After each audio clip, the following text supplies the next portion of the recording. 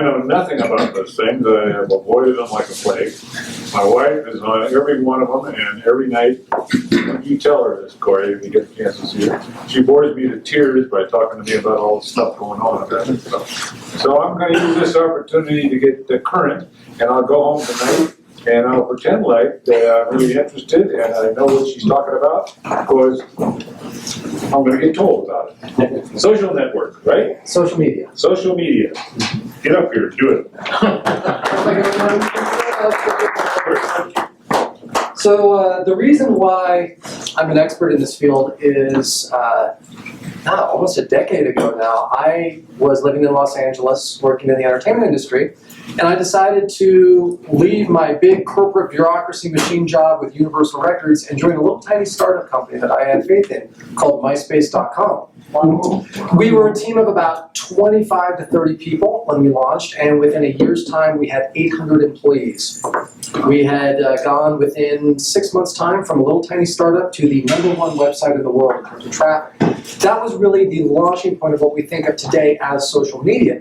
But it actually goes back to the earliest days of computers, back in the 40s, 50s, and 60s, from the time that the first computers were being set up by the US military. They were then connecting them to a second computer to communicate between each other. And really the essence of social media is about communication. It's one more avenue to communicate with people. Social media has created this whole new avenue to shrink the globe. I have friends around the world that I personally have never met face to face.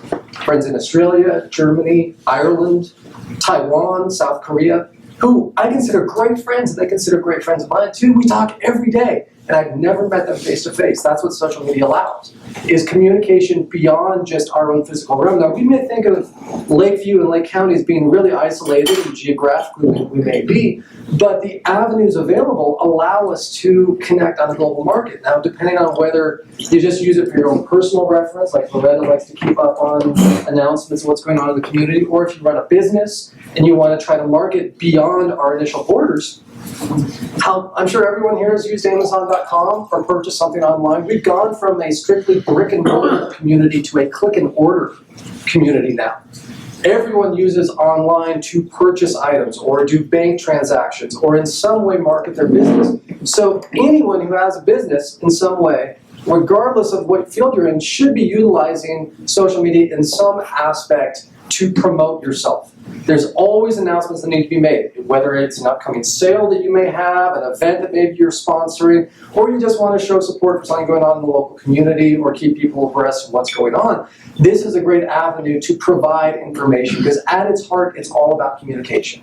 Now, when I was with MySpace, the reason why it was so successful, there had been other social media sites that had launched prior to that, but they were just the bare minimums of here's a way to communicate with someone else that you may not have been able to talk to before. What we did is we connected music, videos, chat rooms, a way to connect with similar interests so that you can have any sort of obscure passion or vice or thing that you like. Like me, I love America's Cup yacht racing. Really obscure sport to follow, but I've loved it my entire life. I can talk to fellow fans of it from around the globe who know all the inside and outside that I may never meet face to face, and around here, good luck finding a fellow yacht racing fan. So it provides a way to communicate with people throughout. MySpace really established the mold that, as it died off, Facebook came on. And now Facebook we think of as the all-being, all-encompassing everything that is social media. Not really. It is the #1 most trafficked website in the world, but it creates the base platform that allows for other niche markets to then establish. It's like a giant Venn diagram. There's also Twitter and Pinterest and LinkedIn and hundreds of different sites that cater to a specific crowd. This has also created a whole new job market in that there are jobs, and I've held several of them throughout my years, of social media managers at companies. People who their entire job is just to communicate with people who follow that company. So to provide new details or provide information for a contest online that they're trying to host or promote upcoming events. Their entire job, day in, day out, is to be on Facebook, to be on Twitter, to be on Pinterest, to be on all of these sites to try to connect with as large of an audience base as possible. We all want more customers. Now, from the Lake County Examiner's standpoint, when I got here, the social media was doing okay. In the time I've been here, we've more than quadrupled our following in 2 years' time. I have to kind of think that in perspective in terms of base population for Lake County. Granted, we only have 8,000 people here, but we now have 4,000 followers for our social media sites. Yeah. That means we have half of the county following us anytime that we want to make an announcement. Imagine that kind of power for your company. If you had a special sale coming up, if you had an upcoming event coming up that you wanted to promote, and instantly you could connect with half of the entire population of Lake County to announce that event. That's tremendous. Now, that doesn't mean that you lose all the other avenues to communicate, because there are some people who don't use social media at all, where it's still important to follow avenues like radio, mailings, print. You want to do a full encompassing base, but you don't want to ignore a possible avenue to connect with people, especially if you're trying to cater to market. Social media by nature tends to connect to a younger audience. We knew when I was at MySpace and the way that Facebook has grown that we had something special when the grandparents and parents started signing up, because they wanted to see what their grandkids were doing. They wanted to see what their kids were doing. That was when we realized that we had something.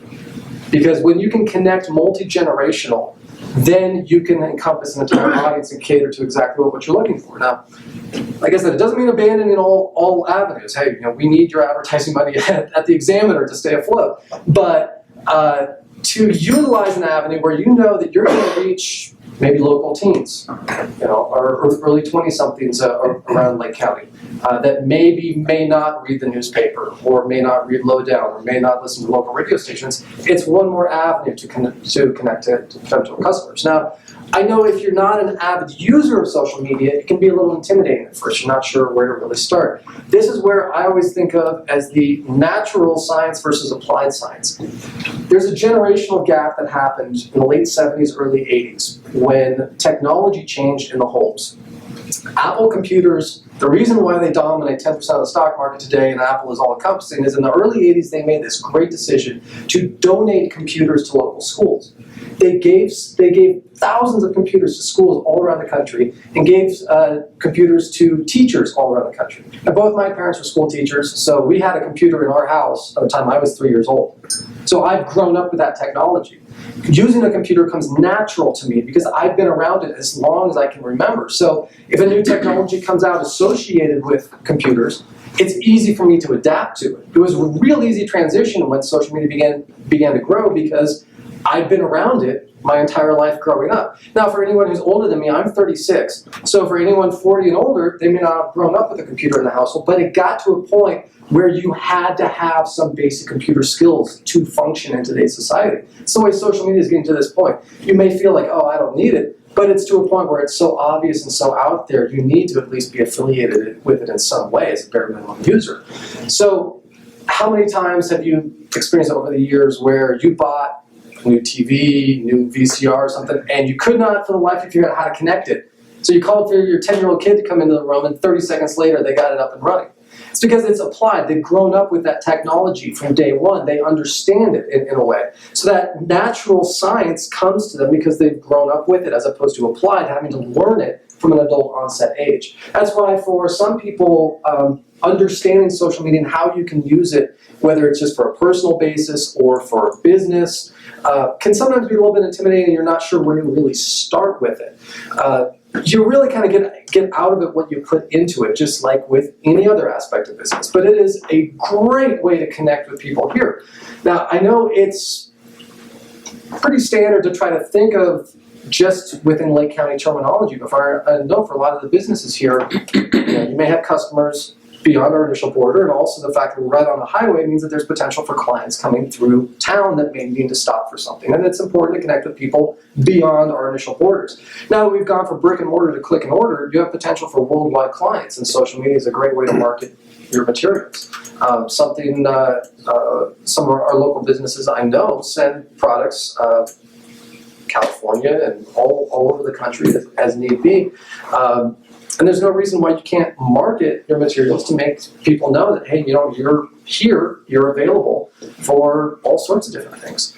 I know, just as an example, Bender's is actively involved in the Rose Parade in Pasadena every year for the Rose Bowl.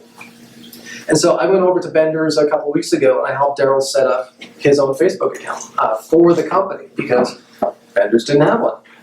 And so now he can use that site to announce and present not only events he's showcasing, but also use it as a tool to promote some of the products that he helps create through the Rose Parade for potentially other events, as well as low rates that he can offer that are lower than Eugene Silkscreen and other places that do similar style work, so that he can potentially pick up clients beyond Lake County's borders. It's just a matter of establishing a site. You don't have to be like kids today, just on it 24/7, but as long as you have a basic structure that explains what you are and what you do, that is automatic free advertising that you have out there that people will find you and come to you. Now, I do suggest, pretty standard use. You don't have to be as active as the Examiner is. I make a policy with the Examiner, since I handle all the social media for it, that we have at least one new thing a day. I create all the videos for the Examiner, so we post one new video. I try to post at least one article, and occasionally throw out news updates. If we're at an event, I take a photo of something. Since we're a weekly newspaper, sometimes if an event happens on a Thursday, we've got 6 days before the next edition comes out. This gives us an opportunity to keep the community informed without having to wait, and by that point it's old news. So like last night's basketball game, as soon as the game was over, first thing I did was go back to the office, post a photo from it, post the score, post a quick summary, and instantly that spreads to 50% of Lake County, letting them know, hey, the Honkers won, they're now advancing in the league playoffs.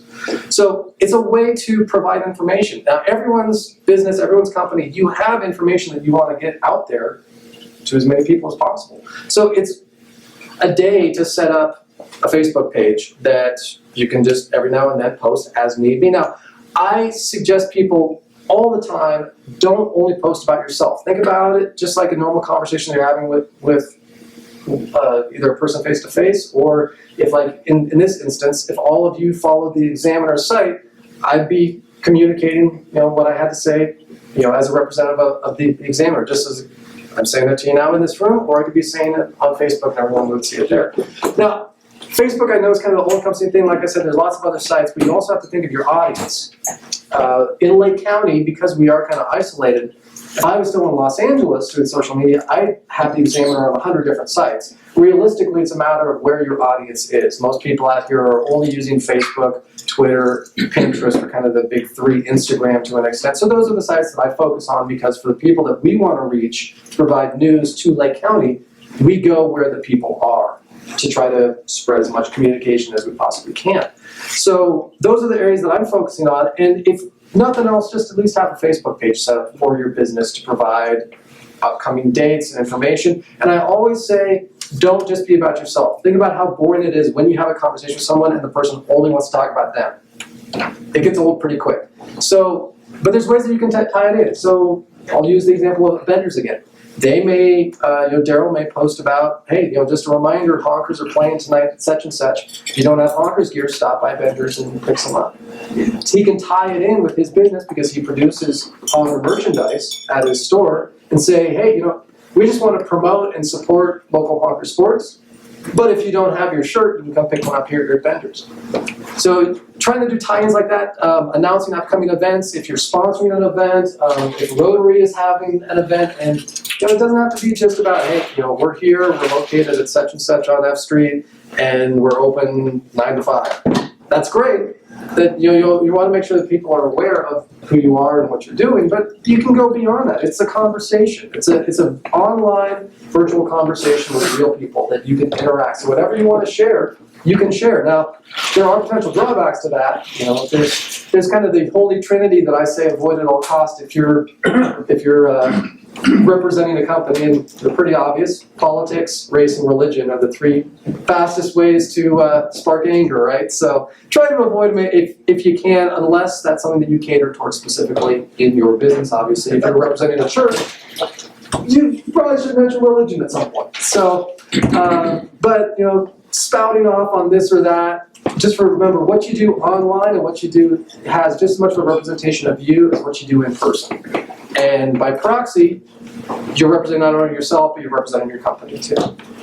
So I would just highly suggest, set up some base pages. If need be, get your kids to help you out, because this is the new form of communication. Communication has fundamentally changed in the past decade. The idea of hanging out with friends, A decade ago, if you went to Pizza Villa at lunchtime, you'd see a bunch of high school students there at a table, making eye contact and chatting about stuff. Now they're at a table, holding their phones up, talking to each other by doing this. It is how communication has changed. Now maybe that's good, maybe that's bad in terms of it is creating some more antisocial aspects of life, but it has changed how we communicate, and ignoring that is really at the detriment of your own company, your own business. If there's some certain specific things that you want me to touch on, I can. This is really a topic I could spend hours on. I don't want to waste everyone's time and go into the mundane of it, but it's really more just for your business, for your company. It's about going beyond just saying, hey, we're open at this time. It's about communicating with customers, letting customers know if you have a new product in, if you're having a special sale, if you're having some upcoming event.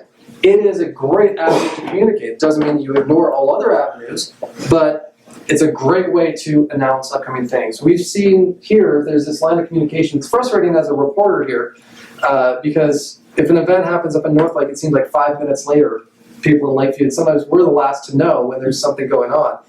There's this thought that somehow we're psychic and we know everything that's going on, and we rely on people to tell us what's going on. And in large part, we rely on now monitoring social media to see what people are mentioning so that we can then follow up on that story and verify rumors and find out what's going on so that we can be on top of the news and relay that information, communicate it out. It's really vital, with only 2 reporters for 8,000 square miles to cover, that we have a communication aspect with the people of Lake County, as large as this county is, to be able to find out about what's going on in all corners and be able to follow up and verify with everything that's going on. A couple nights ago, there was some idiot who drove into a power pole and knocked out power. Hey, you're talking about some of my clients. And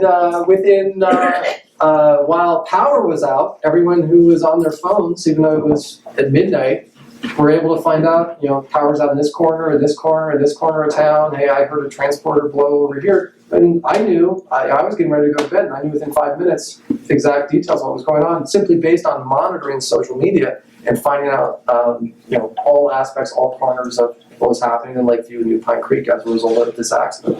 By the next morning, I was able to talk to Pacific Power and everyone else to verify those details, but I already had all the details based on being able to monitor social media. So it's a matter of communication, it's a matter of staying informed. It's a great way to communicate with people. It's a great way to share whatever information you want to present about you and your company out there so that you can follow it up along with whatever other advertising you're trying to do to make sure that everyone is as informed as possible as to what you do. Sometimes that's the biggest hurdle, is just figuring out all the ancillary services that you may provide. Whenever we do profiles in the newspaper, I find out all the time about an extra service that places may do. Just yesterday I was interviewing Dan Henderson, and he talked about fishing and game licenses that are done through True Value. Everyone may not be aware of that you can pick up a license there. And if you You're for next week.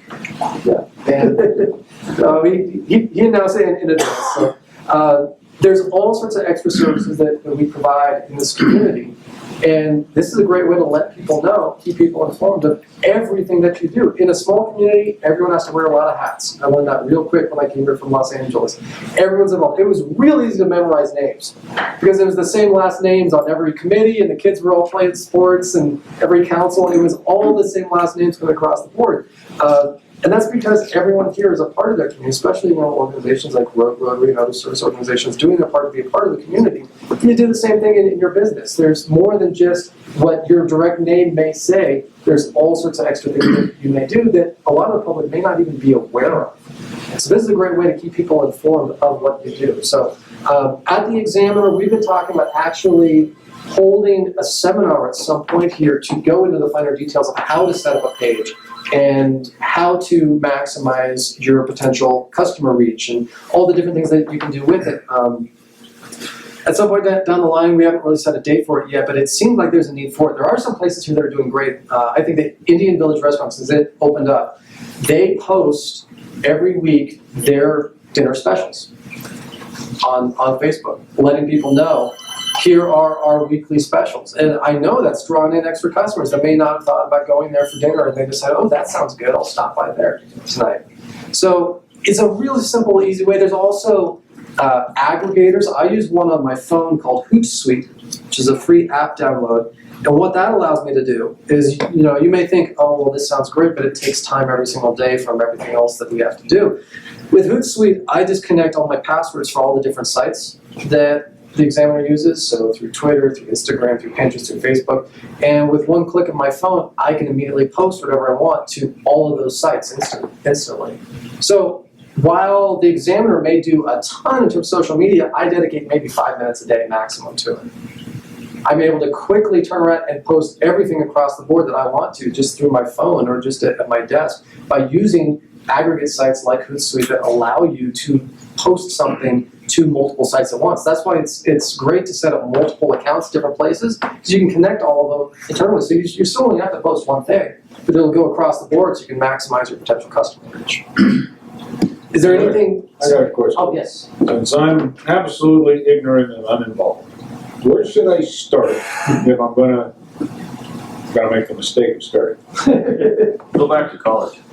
Well, step one is creating a profile. It's totally free to sign up for any of these sites. There are a few sites that are paid that are custom for very specific audiences, but the base ones, Facebook, YouTube, everyone has an email address at this point. If you have a Gmail email address, then you automatically have a YouTube account as well, because the two companies are linked. So whatever standard email address you use, you go in, enter your name, you can add a photo, and boom, you're rolling at that point. Once you have an account established, you have to have an administrator account to run a business profile account. So you can run your own personal page and just create a page for your company and you administrator it from your account. So just like how you may get notifications when someone has sent you a message or it's this person's birthday, you'll also get a notification when your company gets a message or someone's posted a question on your company page. So it's very easy to monitor. It takes maybe 5 minutes to set up a profile account. So just go to the facebook.com directly. They'll say create an account and your email address and not run it. So my father told me when I was young and writing messages in the restroom, fools' names and fools' places are always found in public places, okay? So I'm scared to death of all the stories I hear about people who are terribly embarrassed by some extension of their entry into the social media. How do I avoid that? Yes, there are pitfalls to it, just like with anything. We've all put our foot in our mouth proverbially. Some of us are flexible physically. Two things that we really regret. What you have to just remember is that it's just like a normal conversation that you're having. So some people think that online they can assume a different identity, and there's unfortunately a lot of bullying cases. There's now online bullying. Actually, I had a friend commit suicide a couple years ago because of online bullying. But with anything, there's possible drawbacks to it, but there's also great advantages to it as well. I remember when I was at MySpace, we were really doing Can you explain the difference between some of the things you're talking about, like MySpace, Instagram, Sure. Twitter, blogging? I'm not sure. So, blogging is a great place to start. The idea of it isn't new, but we had to wait for the technology in terms of bandwidth to get there to be able to utilize things like video streaming online and everything else. The technology, we had to wait for technology to catch up. But the idea of a blog or a weblog, it's essentially like an online diary. It's a place where you could write articles or document your life as an individual website. And those then evolved into the early basis of social media sites. There was one called Friendster that predated MySpace. And what MySpace did is it took different ideas of different sites and kind of made it as an all-in-one stop. So it was a place where you could create blogs, or you could write stories, or... What's a blog? A blog is a web blog, or like an online diary. So there were different sites where you could establish your own online diary. People could go in and read things that you wrote. So it was great for like aspiring authors, or writers, or people who just wanted to... They established that sort of blog. Yeah, so blogs were established, and then where social media took off was creating a space where you could create your own blogs and tie it in with a place where you could upload photographs if you wanted to keep photographs online, people would start scanning photos, and when digital cameras came along, provided an avenue where you could take photos and upload them onto the site, have friends see them so you could share photographs. Later, it was a way to also incorporate videos. So now that everyone's phones can take video, you can now film something with your phone and instantly upload that to your social media site, and all your friends can see the video as well. So it's really a matter of combining a lot of different specialty things into an all-encompassing place for whatever social interaction you want to have with people. If you want to take a photo of an event and share it with friends, if you want to take a video, if you want to write about something that you did, if you just want to communicate and say, hey, happy birthday, it's a place where you can do all of those things as a one-stop shop. Meet new people or catch up with old friends. We all have people that have moved away over time we want to try to keep in touch with. This is not the best way of all to keep in touch with friends and family that are scattered all over the globe to see all the different adventures that they're building. So Instagram is one that operates through phones, where you take a photograph with your phone and you can upload it to Instagram, and any of your followers can then see the photograph, comment on it, and like it. It also connects with Twitter and Facebook, so anything that you post there, you can post across other sites as well. How do my friends find out that I put that picture, that photograph, out in the system? When people friend you or follow you on these various sites, they get automatic updates on what all of your friends are doing. So whenever you log, if you created an Instagram account and you followed some other people or they followed you, anytime you posted a new photograph, they would see it when they first logged in, along with everyone else's photos. It's called a timeline. So anytime that you log into your Facebook account or a Twitter account or anything else, for whoever you follow, and you can go through and add people as friends or like different companies. When you first log in, you'll see at the very top the most recent post, and then there's a line that you can just go down and see whatever people. Isn't that forever? Well, yeah, and that's the idea is, that's what you have to keep in mind. That's the potential pitfalls. I don't mean it's in there forever, I mean the list is gonna be forever. Well, Where do you ever get time for the rest of your life? that's one of the pitfalls too, is this can sometimes consume people's lives. And just like with anything, in excess, it can be an issue. In moderation, it's So if okay. Trevor set up an account for Rotary, for example, and all members friended it, whatever it is Yeah. you do, then if Virginia sent a comment to Trevor saying, Trevor, did you send me my bill, that's gonna go out to everybody? No, because that would be, it would be depend on if the comment was being made on the Rotary's page or on his page. Because everyone has their own individual personal account, and then there would be an account for the Rotary. So if everyone followed what was on the Rotary, anyone who posted on the Rotary page, and it was following the Rotary, they would see what's on the Rotary page. Now, I know that there can be some kind of hesitation with that, because you may think, well, some of this you don't want to be public. And then there's always the regrets. I look back at some of the stuff that I wrote years ago, and I go, what was I thinking? We all change, we all evolve over time, and so does the technology. But this is a way for the things that you want to be public, that you can maximize your potential public reach. What you have to remember is what you post is in public eye. And I've seen it far too often with people. We get overly emotional and we let our fingers do our talking sometimes and say things that the next morning realize, oh, I really regret saying that. But when you're, that's why I always remind people, and I talk about social media a lot with schools, and I tell kids, look, if it's not something that you would say in front of your parents, it's probably not something you should be saying online, or don't let your immediate reaction be what you say. Think about it, say it out loud, and then if you think it's still okay, then type it. Because once it's out in the public, it's out in the public. So there's good and bad to it. I mean, the potential to reach a whole new customer base and the potential to reach customers maybe beyond our immediate borders that you may be able to normally reach through our typical advertising means is really a great boon for the community as a whole. And the more that you interact beyond just saying your own things, the more you're cooperating with the community in terms of promoting up events and whatnot. But you just have to be smart about it. Don't put your entire life online. Kurt, Yes, maybe you should come by my office and let me know what I should be doing. sure. None of your customers are using Twitter. Yeah. And then, not gonna friend you. and that's why, I did a similar presentation to this for the Chamber of Commerce about a month ago. And almost every single chamber member said, could you please go into more detail on this? You know, and I'd be happy to spend hours talking about this. And that's why we've been saying we should probably hold a seminar at some point to help all the local businesses who may not be experts in how to utilize it, to show that, not only help them set up their pages, but also show them, here's some of the benefits, here's what you can do within it, here's to make sure that you avoid these pitfalls, so that you can really maximize your customer base and hopefully gain some new customers and just gain some community awareness about what you do.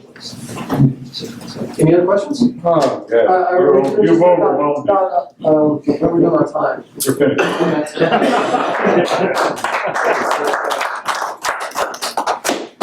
Thanks very, very much.